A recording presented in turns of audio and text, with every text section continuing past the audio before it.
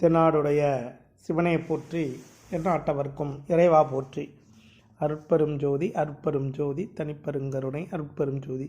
குறிஞ்சி mystic செல்வமையாவுடைய TV channel வழியாக இந்த நிகழ்ச்சியெல்லாம் பார்த்து கொண்டிருக்கக்கூடிய பல லட்சக்கணக்கான தமிழ் உள்ளங்களுக்கு என்னுடைய முதற்கண் வணக்கத்தை தெரிவித்துக் கொள்கிறேன். இன்று நம்முடைய பதிவில் நம்ம பார்க்க இருப்பது என்ன அப்படின்னு பார்த்தீங்கன்னா, புலிப்பாணி ஜோதிடம் பாடல் 300, அதில் பாடல் 39 சனியினுடைய உபக்கிரகமான மாந்தி, அதாவது குளிகன் அப்படின்னு சொல்லுவாங்க, ரெண்டும் ஒன்று தான். அதை பற்றிய விளக்கம்.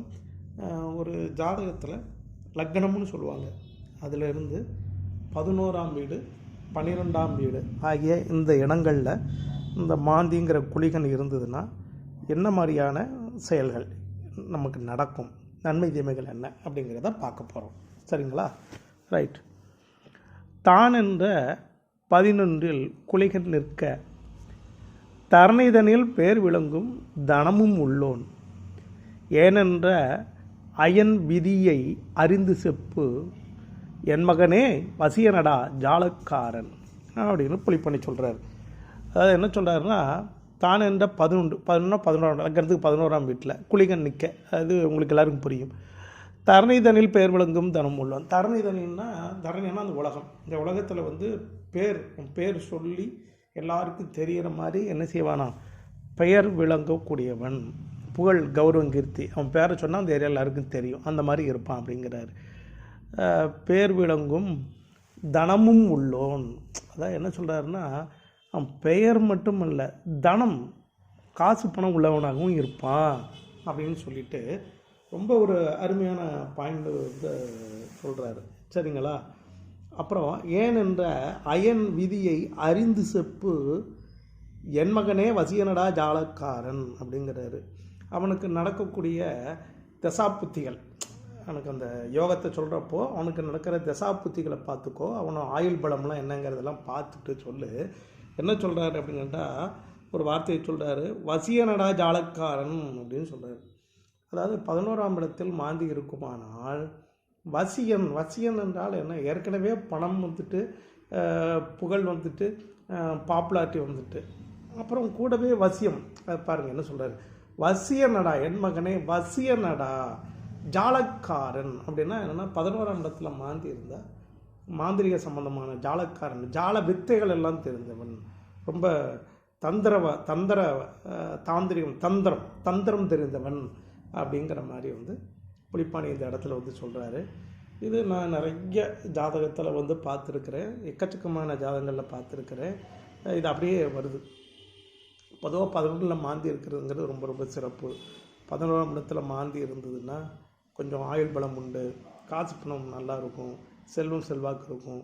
ஆனால் மூத்த சகோதரன், இந்த யாருக்கு இருக்கோ அவங்களுடைய மூத்த சகோதரனை பாதிக்கும், இல்லை அவங்க வாழ்க்கையில் ஏதாவது துன்பத்தை கொடுக்கும். சரிங்களா? ரைட்டு, இது ஒரு பக்கம் இருக்கட்டும். அடுத்தாப்பில் பார்த்திங்கன்னா 11ஆம் இடத்துல இருந்தால் சுகவாசி. 11ஆம் இடத்துல மாந்தி இருக்கக்கூடிய ஜாதகர் சுகவாசி.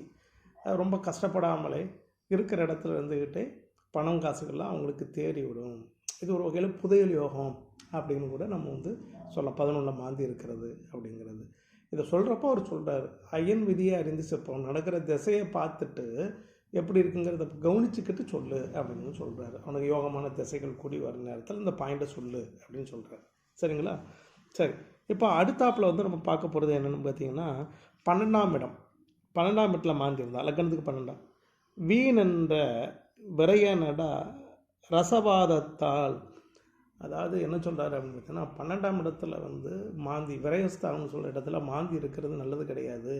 இப்படி இருந்துச்சு அப்படின்னா அவன் இந்த ரசவாதம்னு சொல்லுவாங்கள்ல, நிறைய நான் அந்த மருந்தை கண்டுபிடிக்கேன், இந்த மருந்தை கண்டுபிடிக்கேன், அந்த மூலிகையை வச்சு இதை பண்ண போகிறேன் அப்படின்னு சொல்லி நிறைய பேர் என்ன செய்வாங்கன்னா, நான் புதையல் எடுக்க போகிறேன், இரும்பை தங்கமாக மாற்ற போகிறேன்லாம் சொல்லுவாங்களா, அதான் ரசவாதம். ரசவாதத்தால் விளம்புகிறேன் வீடு மனை கொது வைப்பான். என்ன சொல்கிறாருன்னா, இந்த மாதிரி காரணம் காட்டி வீடு சொத்து சுகத்தெல்லாம் என்ன செய்வான்னா அழிச்சிருவான். அவ்வளோத்தையும் என்ன செய்வான், அடமானம் வச்சு விற்று நாசமாக்கி ஒன்றும் இல்லாமல் போய்விடுவான் அப்படின்னு சொல்கிறாரு. நல்ல முக்கியமான ஒரு பாயிண்ட். ஆனால் 12ஆம் இடத்துல மாந்தி இருக்கக்கூடிய நிறைய பேருக்கு கண் சம்மந்தமான பிரச்சனைகள் வருதை நான் பார்த்துருக்கேன். கண் சரியா நல்லா ஞாபகம் வச்சுக்கோங்க, கண் சம்மந்தமானது. பய உணர்வு இருக்கும். 12ஆம் இடத்துல மாந்தி இருக்கக்கூடிய நிறைய பேருக்கு யாரோ என்னமோ பண்ணுறாங்க, இந்த மாந்திரிகம், பேய் பிசாசு, பூதம் இந்த மாதிரி விஷயத்தெல்லாம் ரொம்ப நம்புவாங்க, பயப்படுவாங்க. அந்த மாதிரியான விஷயங்கள் எல்லாம் 12ஆம் இடத்துல இருந்தால் இருக்குது. ரெண்டாவது என்ன சொல்கிறாருன்னா, சொத்து இருக்கும் ஆனால் சொத்தை விற்று காலி பண்ணுவான் அப்படின்னு என்ன செய்கிறாரு புலிப்பாணி சித்தர் சொல்கிறார். ரொம்ப தெளிவாக சொல்லிட்டாரு. இது வரைக்கும் இந்த 1ஆம் வீடு முதல் அப்படியே வரிசையாக 12 வீடுகளில் மாந்தி இருந்ததுனால ஏற்படக்கூடிய நன்மை தீமைக்கு உண்டான பலனை சொல்லியிருக்கோம். இது குடும்பமான வரைக்கும் எந்த அதாவது என்னை மாதிரி நாங்களாம் உரை ஆசிரியர், ஏற்கனவே உள்ள மூல நூலுக்கு நாங்கள் விளக்கம் சொல்கிறோம். ஆனால் ஆதி நூலாசிரியர்னு சொல்லுவாங்க, புதுசாக சொன்னவங்க, அந்த காலத்தில் கிரந்தங்களை சொன்னவங்க. அவங்களாம் யாரும் இந்த மாந்தி பற்றிலாம் பெருசாக சொல்லலை. இந்த மாந்தியை பற்றி ரொம்ப தெளிவாக சொன்னவர் புலிப்பாணி தான். அதனால் இந்த வீடியோவில் மாந்தியை பற்றி சொன்ன இதனுடைய பெயர், புகழ், கௌரவம் எல்லாம் அந்த புலிப்பாணி சித்தருக்கு தான் போய் சேரணும். நம்ம ஒரே ஆசிரியர் தான், அதை பார்த்து நம்முடைய அனுபவத்தில் உள்ளதை சில விஷயங்களை சேர்ந்து சொல்லியிருக்கோம். இதில் சொன்ன பலன்கள் உங்கள் அனுபவத்தில் உங்கள் ஜாதகத்தில் பாருங்கள், ஒரு 90% கட்டாயமாக ஒத்து வரும். சரிங்களா? குருஜி மிஸ்டிக் செல்வம் ஐயாவுடைய டிவி சேனலை பார்த்துக்கிட்டே வாங்க.